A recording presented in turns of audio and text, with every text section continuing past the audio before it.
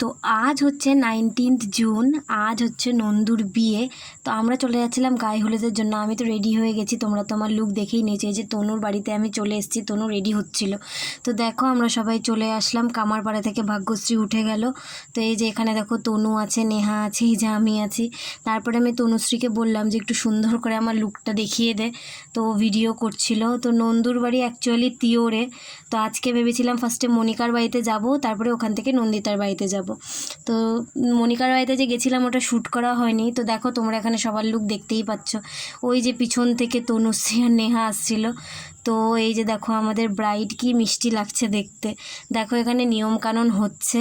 তো এই দেখো ব্রাইড বসে পড়েছে, কথা বলার তো টাইমই পাইনি, স্বাভাবিক প্রচণ্ড ব্যস্ত।